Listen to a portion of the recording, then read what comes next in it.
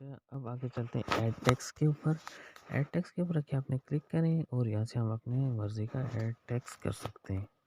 तो यहाँ पर जो भी आप टेक्स्ट लिखना चाहें आप लिख सकते हैं। इसका हमने पहले भी देखा था कि किस तरह से टेक्स्ट लिखा जाता है।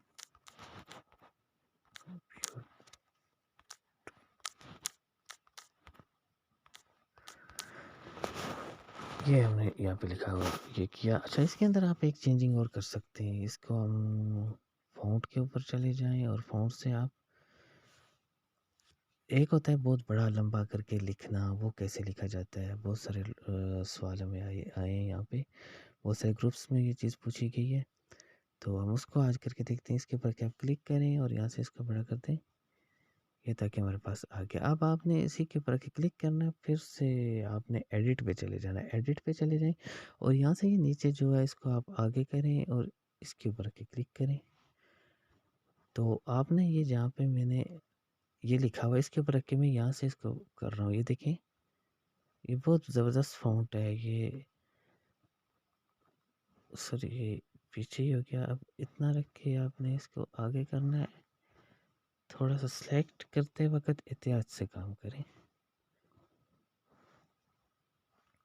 इसको भी यहाँ से आप इस तरह करके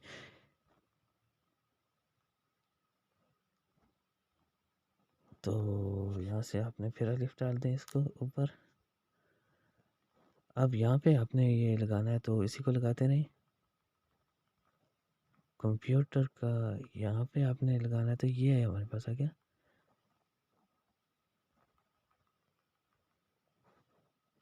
ओके कर दें और ये हमारे पास इस तरह का फ़ॉन्ट आ रहा है ना, ख़राब हो रहा है। अब फिर से फ़ॉन्ट के ऊपर चले जाएँ, यहाँ से आप चेक करें कि कौन-सा ठीक रहेगा। ये देखें, ये पहला भी ठीक है तो मैं इसके ऊपर आके क्लिक करता हूँ, ये हमारे पास आ गया। अब ये आप पे डिपेंड करता है कि आप इसका साइज़ कितना रखना चाहते हो, ये सारी चीज़ें आप पे डिपेंड करता है। आप फिर से इसके फ़ॉन्ट के ऊपर चले जाएँ, फ़ॉन्ट से आप कोई और भी चूज़ कर सकते हैं। देख लें जो जुड़ा हुआ हो। मिसाल के तौर पे ये हमारे पास जुड़ा हुआ आ गया, ये देखें। और इस तरह आपके पास अगर वो फ़ॉन्ट आ गया तो आप इसको छोटा भी कर सकते हो। को उसको कैसे छोटा करेंगे वो हम आगे देखते हैं।